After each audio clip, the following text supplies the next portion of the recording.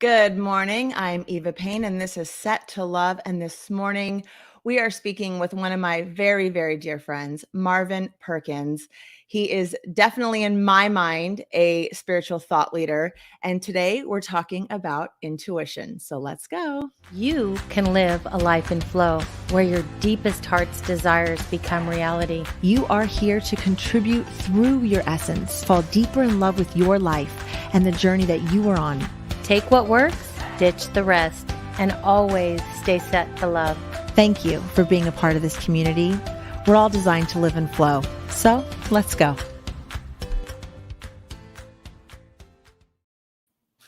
Marvin Perkins. Good morning. How are you? Good morning. How are you? I'm doing great. Great to be with you. Thank you so much for doing this, for coming on last minute with me and talking about intuition. And, yesterday we had a great conversation. I cannot wait to put that podcast out. That'll be on my other podcast, Ideas to Human Better. We talked a lot about life after death and what your thoughts are around that. And this morning I wanted to talk to you about intuition, get your thoughts on it, talk to you about why we don't listen to it, maybe how we can tap into it a little bit more. So first, just for people who don't know you, do you want to give us like a brief background on who you are?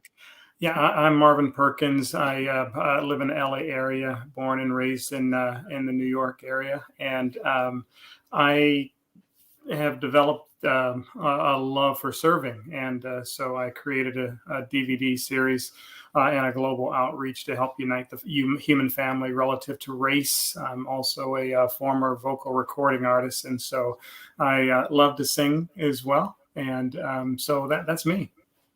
I'm putting it out there, Marvin, that if I die before you, you're singing at my funeral, whatever that celebration of life looks like. You got it. Consider it. Note to let's hope that doesn't happen. Hopefully we live long lives. Exactly. But should I go? Should I reincarnate before you? Anything Please for you. Sing. All right, let's talk about intuition. So let's start off with the basics first. For someone who maybe has sort of heard of it or kind of this knowingness, what is intuition to you? Yeah, intuition to me is this beautiful, it's this beautiful gift that's given to all of us that come here. So we come to this strange, difficult, and beautiful place for this great development, and we're kind of flying blind unless we have our intuition. And so intuition is the gift that we have to ensure that we're not flying blind, in my mind. So how does someone tap into that? I mean, where would they have noticed it in their life? Let's start with that. Where would they have noticed intuition? So if someone really just feels like they're not really connected to anything outside of themselves, where would someone even start to recognize that knowingness or that voice or whatever it might be for them? Sure. And in my mind, it depends on the individual and how they're raised. Some are actually raised in environments where they're taught about the intuition and they get a chance to nurture it from a very young age. Others are on the extreme end of that pole where it's like, don't listen to that little voice in your head. It's crazy. It's just, that means you're going crazy. And so you have everywhere in between. And so at some point, we all on different paths, coming from different places with different experiences and different talents, need to be able to get on that journey to become more familiar with that intuition and how to use it to navigate through this life. Can you give me an example of how intuitions works for you? Do you have a story or something you could share that might help spark people inside themselves if they're not sure? Something maybe yours are probably really profound because you've worked on your intuition so much, but nevertheless, I think it would still be relevant. Yeah, but there's a point where I did not realize, I just simply did not realize this is a crazy, crazy story. So when I was young, we were, how should I say, and I was in, I think, it was junior high school. So I'm in junior high school, and there was a teacher that was a little difficult. And so, and I'm a push back kind of guy when it comes to fighting for righteousness and fighting for what's right. And so a few of us were, two others, saw my fight, and they stood up and they started pushing back against the teacher. I mean, not physically, but verbally, just pushing back in a respectful way, but stand your ground kind of way. Mhm. And next thing you know, he's trying to keep us, and we're going to miss the bus. And if we miss the bus, we got to walk like 3 miles home, and we're not interested in walking 3 miles, at this point. And so he's trying to keep us, and we just got up and we took off. And we took off, and we're kind of running through the school, and it's kind of crazy because he's chasing us, and we're running through the school. We separate, we're thinking about this cerebrally, and then we finally get out there, and the bus is just pulling off, and we're a little bothered by this, a little bothered. And so we start the long walk home. And again, we're in an area that's very highly racially charged, in Niagara Falls, New York. And so we're walking home, we're talking about our experience and everything else, laughing about it, and just like, doggone, we missed the bus. And so we're walking home. And then all of a sudden, I start to get this really eerie feeling. Like we are going to need to make a quick adjustment, because some type of danger is kind of lurking. And, that intuition just told me, look up to your left. And so I look over to my left, and there is a guy holding his Doberman Pinscher by the collar, and he just releases him as soon as I look over, and he says, get him. And No way. and that Doberman comes flying down the porch and across the street, and I warn the other guys, and we scatter. And what's interesting is here with intuition, I'm like, we're trying to save our little lives here. And, junior high schoolers, just innocent, just walking down the street trying to get home, after a tough day with teachers. And the guy, Murray, that I was actually right next to was about to jump the fence, and there was no room for me to do anything. And that little intuition was like, jump over Murray and the fence, which Oh, I'm not sure I had that capability. But all of a sudden, it was my only choice to get to safety, or the dog would have got to me. And so I end up just jumping over Murray as Murray was jumping over the fence, and landed safely on the other side, and just got up, kept moving through, backyards. And we end up meeting up later because we had separated. But it was just crazy, the whole thought of, there's something coming. You need to look to the left. And your only way out of this is a way that seems kind of impossible right now, but you need to go for it. And so again, that little crazy story came to mind, but that was one of the early dealings with intuition. And I've had several since. I love that, Marvin. I love how you said that it might seem crazy in the moment, but you just need to do it, even though you don't know that there's a path forward. Yeah. It's really trusting that knowingness inside of you, that voice is not leading you astray, that knowingness, that hunch is telling you that for a reason. And when we listen to it, like, crazy things happen. I mean, it saves your life more than once. I mean, I've heard a story that you told me yesterday that'll be on the other podcast. It's like wild how that works. So how does someone cultivate this intuition within themselves? If they're like, okay, I want this knowingness, because we live in well, we've always lived in a crazy world, but it feels a little bit cray-cray right now. And how do we cultivate it so that we know what is the best decision for us in these times? Yeah, it's kind of interesting because when I'm thinking back to, I just had thoughts coming to me. I wasn't sure. I didn't have a label for it. I didn't have a name for it to call it intuition at that point. It was just a thought that was coming into my head. As I started to become more aware of intuition and the ability that we have to harness it, then I started to actually experiment with it. And so it's like, when a thought comes into my head, I'm going to just act on that and see what happens. And I keep doing that over and over again. And then I start writing it down and I start journaling what happened with this. And it's like, okay, I'm starting to see this pattern. But then you get to the point where it's like, okay, this is 100% on. This is a tool that I can use. You know what? I can use this for everything. I can use this for every single aspect, topic in my life. And then you get excited about it because you know you're not alone. You know you have that guide. You know you have that companion to help you to navigate through difficult decisions, and even sometimes deciding between two great decisions. So it's a tool that we all can nurture. Have you ever trusted that intuition and have had it led you astray? And I know it's probably not your intuition leading you astray, right? But our own emotions or our own clouded judgment sometimes, it can be, at least for me, it can be, is that my intuition or am I just emotionally making this decision? Which way?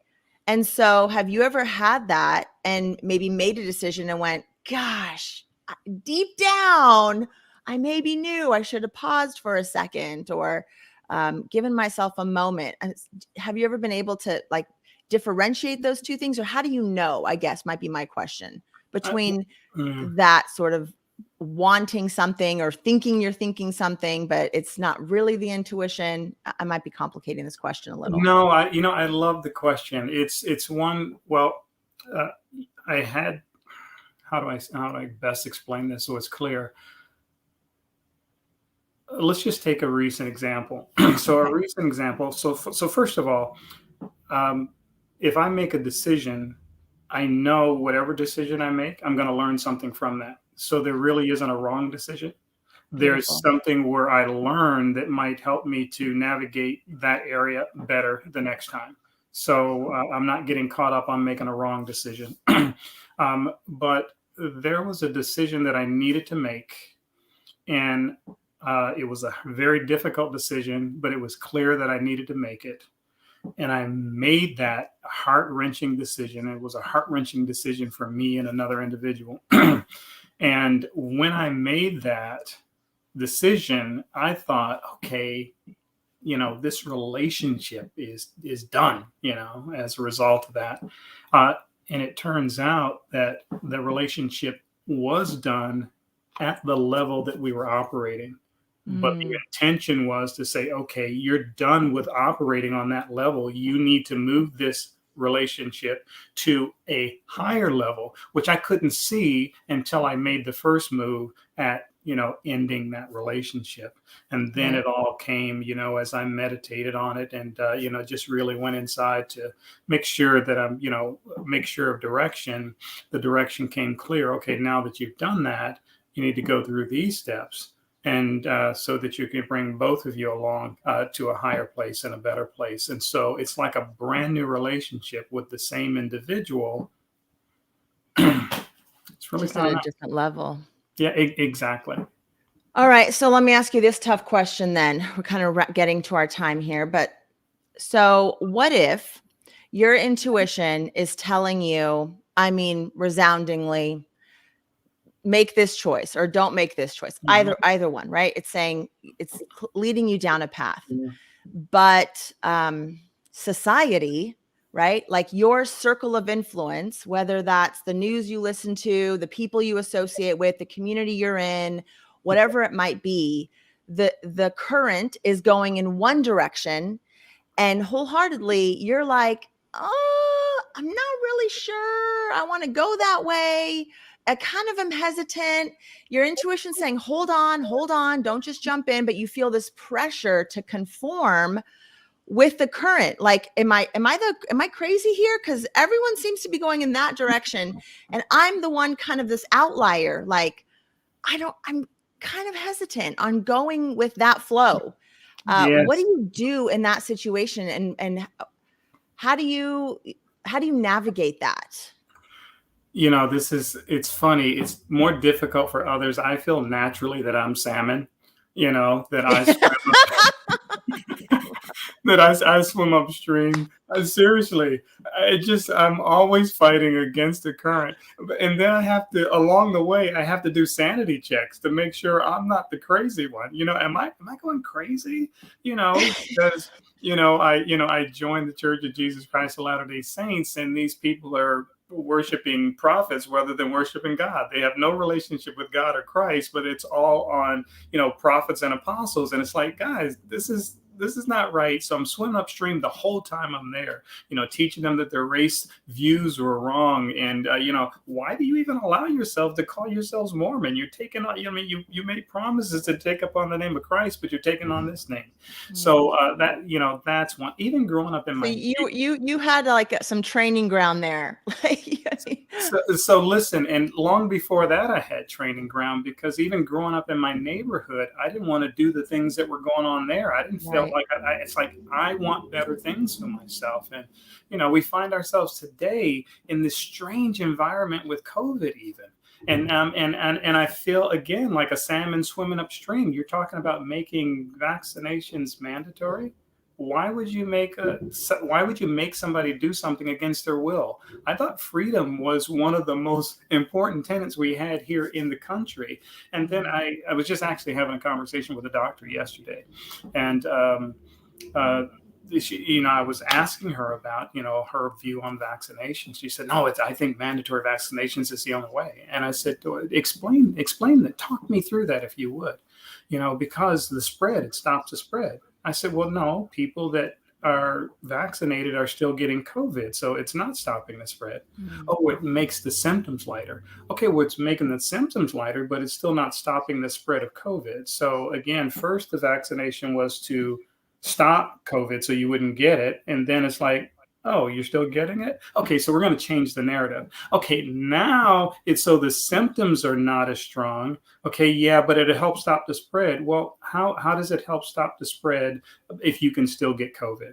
Is it because they're milder symptoms? Well, again, it's your immune system will do the job unless you have some in my mind and in my experience and what I've seen around me, all of the people who have contracted COVID, their immune system have done the job and healed them. Even my two 80-year-old aunts. I had one family member that I believe he was high 80s, early 90s, who passed away from COVID. But again, the majority, 99% of the people in my circle, in my life, who are getting it, their immune system is doing the job.